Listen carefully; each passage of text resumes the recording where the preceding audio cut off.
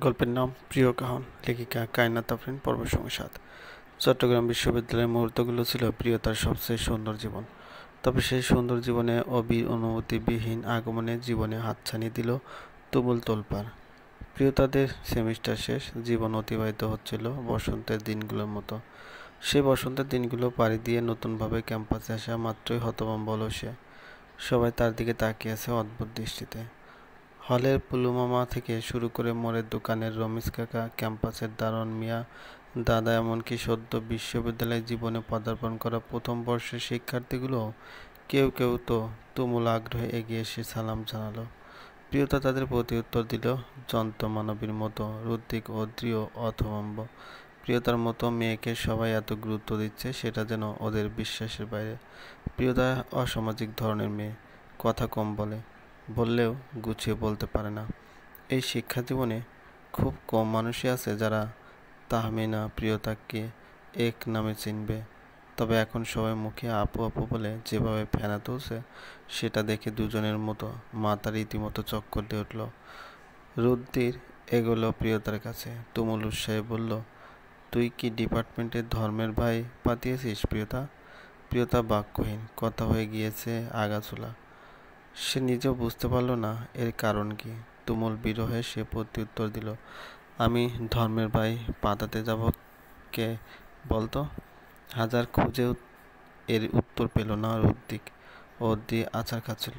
ভাইয়ের থামা মাত্রই সে বলে উঠল, কাহিনী আস্তে আস্তে বের হয়ে যাবে বস, ওয়েট কর। আপাতত ঠান্ডা মাথায় ক্লাস করে আসি, তারপর কোনো একটা জুনিয়র চ্যাংলা প্যাংলাকে ধরলেই সব খবর বের হয়ে যাবে।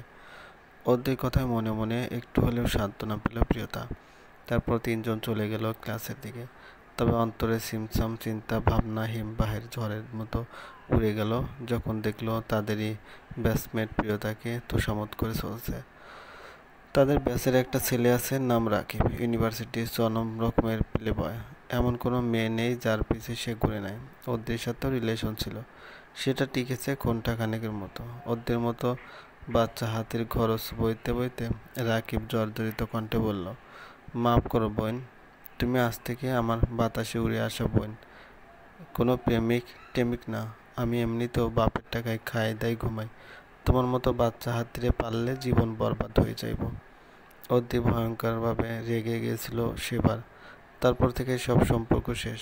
মাঝপথে যে যে প্রিয়তাকে লাইন মারার চেষ্টা করে, আর আজ সেই ছেলে যখন প্রিয়তাকে তুমুল শ্রদ্ধার সহিত আপা আপা বলে মুখের ফেনা তুলে ফেলল, বিচলিত হলো প্রিয়তার মন। বলল, তুমি আমায় আপা বলছো কেন রাকিব? তো বলবো না? আমি কি জানতাম যে তুমি অভি ভাইয়ের ফিয়ন্সে? জানলে আমি কেন? কেউই তোমার পিছু ঘুরতো না। স্নায়ু অকেজ হয়ে গেল প্রিয়তা, দৃষ্টি ভ্রম হলো। অবাক প্রসন্ন হয়ে জিজ্ঞেস করলো, তুমি কিভাবে জানলে? শুধু আমি না, সবাই জানে ব্যাপারে। নবীন বরণের সেই ঘটনার পর অন্ত ভাইয়াই সবাইকে বলিয়ে বেরিয়েছে কথা। রমেশ কাকা তো ব্রেকিং নিউজ বানিয়ে ফেলেছে। আমাদের 24 স্টুডেন্টদের যে সোশ্যাল গ্রুপ আছে, সেখানেও তোমার আর অভিভাইকে নিয়ে মাতামাতি। তোমাদের মধ্যে যে প্রেমের সম্পর্ক থাকতে পারে সেটা ভাবতেও পারিনি আমি। সবার চোখে মুখে একই অভিব্যক্তি, সবার এক মতামত, নুরুল স্যারের বড় ছেলে হওয়ায় অভির সাথে প্রিয়তার প্রেমের সূত্রপাত হয়, আর তারপরে সেই সূত্র আসে বিয়ে।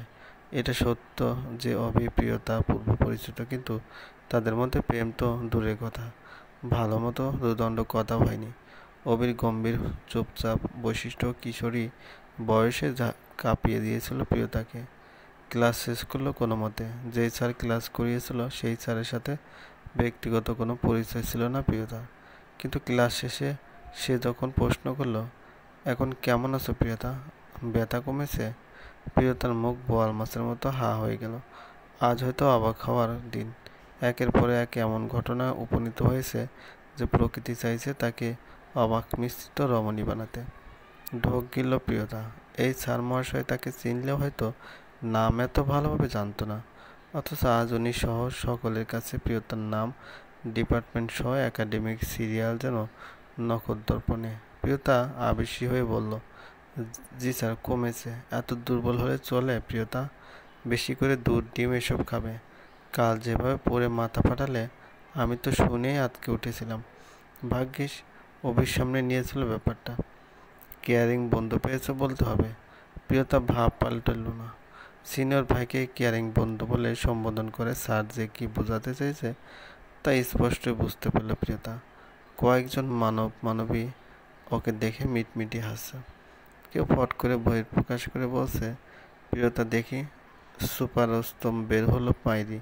এমন অন্যবেলা ডলের মতো মুখ করে থাকা মেয়েটা ভিতরে ভিতরে ঠিকই অবিবাহিকে পটিয়ে নিল। ভাবা যায়। রেগে মেগে ক্লাস থেকে বের হলো প্রিয়তা। অদ্রি বলল, কি হলো তোর? কি হলো না এটা বল। দেখেছিস সবাই কী সব বলছে? সিলিয়ার ভুল সব বলছে নাকি ওরা? এই হাঙ্কি পাঙ্কি স্যার হাকিম স্যারের কানে পর্যন্ত যখন গেছে, তার মানে তুই আমাদের ডিপার্টমেন্টে ভাইরাল করে ফেলেছিস। এখন কদিন অভিভাইয়ের পাওয়ার নিয়ে ঘুরে বেড়াবেন। যেই কুত্তিগুলো আমাদের র্যাগিং করতো তারা পর্যন্ত তোকে সালাম করবে। চল আমার সাথে। কোথায়? বরকত হলের দিকে যাব। ওদিক কী কাজ? অভিভাইয়া ওই সাইডে আছে, আমি শিওর। কথা বলবো ওনার সাথে। চল তাহলে। কড়া রোদে ফেটে যাচ্ছে বিশ্ববিদ্যালয় এলাকা। আশেপাশে হাজারো নর-নারীর ভিড়। রিকশা টুংটাং আওয়াজ চালাচ্ছে। বাতাসে দুলে ওঠা পাতার ফাঁক করে পড়েছে জালের মতো রোদ। প্রিয়তা ঘামে তেতে উঠল। জামা লেপ্টে রইল গায়ে। রোদ দিকে এখানে নেই। সে বঙ্গবন্ধু উদ্যানের প্রান্তে গিয়েছে প্রেমিকার সাথে দেখা করতে। অদ্রি এতক্ষণ এখানেই ছিল। বরফগোলা খাবে বলে কই যে গেল আর খবর বার্তা নেই। প্রিয়তা হলের দিকে গেল। এখানে সিনিয়র স্টুডেন্টদের ভিড়ে অস্বস্তি হলো বেশ। অভিকে খোঁজার আপ্রাণ চেষ্টা করলো। হঠাৎ সাদা গেঞ্জি পরা এক চটপটে ছেলে হাজির হলো প্রিয়তার কাছে। আঙ্গুলে উচিতে বলল, তুমি কি সে ইউনিটের তাহমিনা প্রিয়তা? তরুণটি কেবল প্রিয়তার নাম জানল, তা বুঝতে বেগ পেতে হলো না বেশ। তবু মেয়েকে হাসি দিয়ে বলল, জি। তাহলে তুমি তো আমাদের ভাবি। অভি ফার্স্ট ফ্লোরে আছে, হাতের বাম দিকে সিঁড়ির কারণে ওদের আড্ডাখানা। গেলেই পেয়ে যাবে।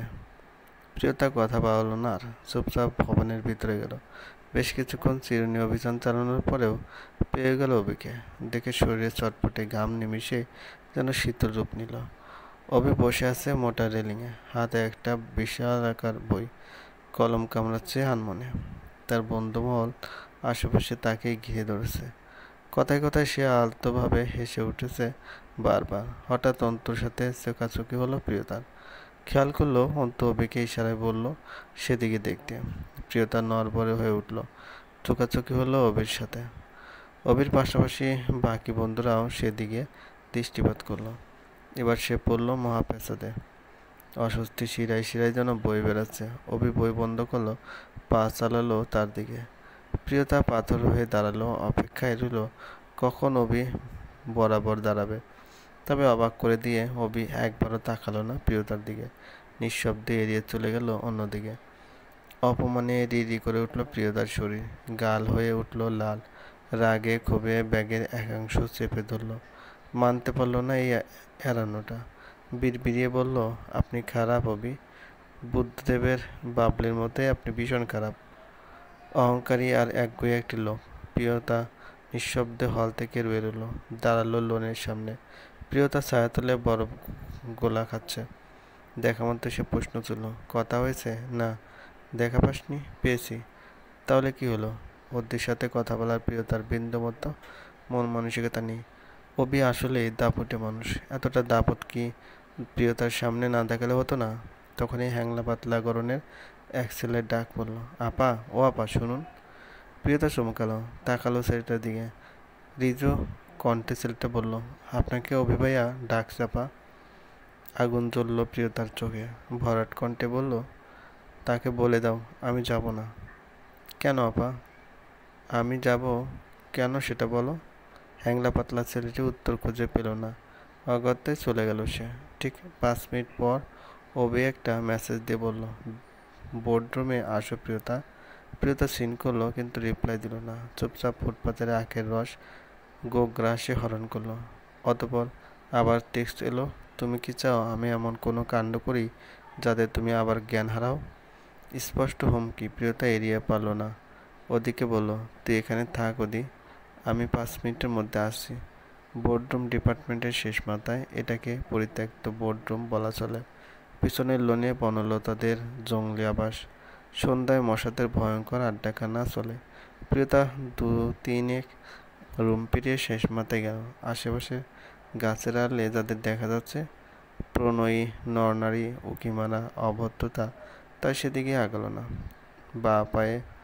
বায়ে পায়ে চালিয়ে ঢুকে গেল রুমে। সেখানে পরিত্যক্ত টানাপাখা ঝুলছে টেবিল, গুটিকতক চেয়ার আর পুরানো বইয়ে ঠাসা শেলফের। মানবের অস্তিত্ব নেই। প্রিয়তা ডাক দিল, বাড়ি খেলো তারই আওয়াজ। আচমকা দরজার খিল লাগানোর শব্দে তটস্থ হলো সে। পিছন ফিরে আবিষ্কার করলো অবিকে। প্রিয়তা অপ্রতিভ হলো, ধরতে পারল না অবির কার্যকলাপ। জেগে উঠল ভয়, কোণঠাসা কণ্ঠে বলে উঠল, আমায় ডেকেছেন কেন অবি? অবি কিছু বলল না, শুধু নিঃশব্দে হেসে দরজা বন্ধ করে দিল।